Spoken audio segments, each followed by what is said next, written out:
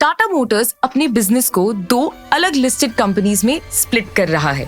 Currently Tata Motors के पास एक ही roof के नीचे दो बड़ी कंपनीज हैं। वो कार्स जो हम रोड्स पर देखते हैं जैसे कि नेक्सॉन या पंच, और वो बड़े व्हीकल्स जो इंडिया के गुड्स एंड लोगों दोनों को मूव करते हैं जैसे कि ट्रक्स, बसेस और पिकअप्स। अब टाटा मोटर्स इन्हें दो अलग लिस्टेड कंपनीज में सेपरेट कर देगा।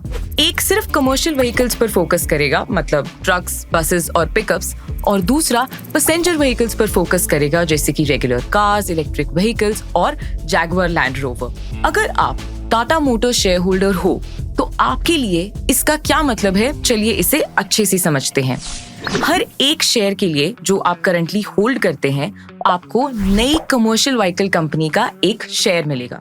तो अगर आपके पास टाटा मोटर्स के 100 शेयर हैं, तो आप वो 100 शेयर तो होल्ड करेंगे ही, प्लस आपको नई टाटा मोटर्स कमर्शियल व्हीकल्स के 100 शेयर्स भी मिलेंगे।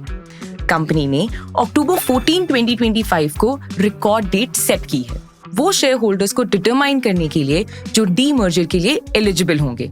मतलब अगर आपने अक्टूबर 13, 2025 को या उससे पहले टाटा मोटर्स के शेयर्स खरीदे हैं तो आप डीमर्जर के लिए एलिजिबल होंगे।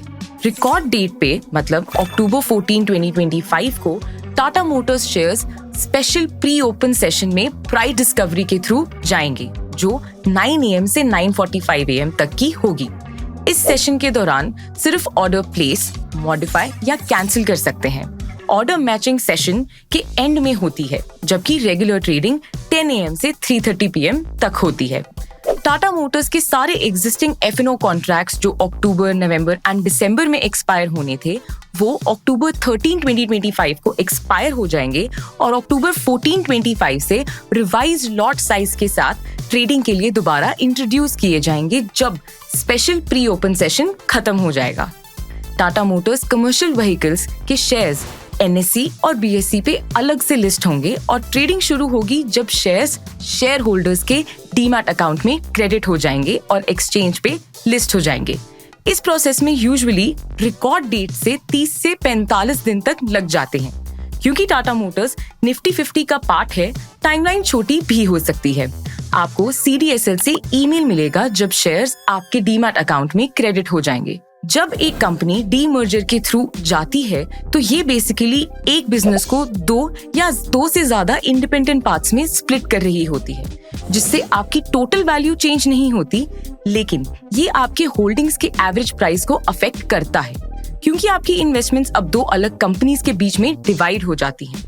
एवरेज प्राइस कंपनी द्वारा अनाउंस किया गया कॉस्ट एक्विजिशन रेशियो के बेसिस पे एडजस्टेड होती है। क्योंकि अभी टाटा मोटर्स ने ये रेशियो अनाउंस नहीं की है, तो अगर हम एक हाइपोथेटिकल एग्जांपल से समझें, तो अगर आपके पास टाटा मोटर के 100 शेयर्स हैं जो कि आपने 950 रुपीज ईच पर खरीदे हैं, तो आपकी इन्वेस्टमेंट होगी 95,000 रुपीज।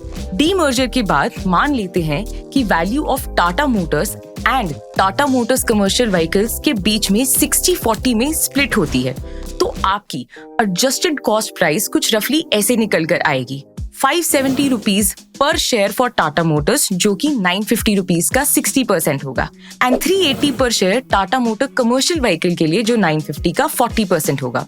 कंबाइंड कॉस्ट 950 ही रहती है, ये सिर्फ दो स्टॉक्स के बीच में डिवाइड हो जाती है। टैक्सेशन के टर्म्स में नए शेयर्स के लिए आपकी होल्डिंग उस पीरियड से काउंट होगी जब ओरिजिनली टाटा मोटर्स के शेयर्स आपने खरीदे थे, ना कि डीमर्जर डेट से।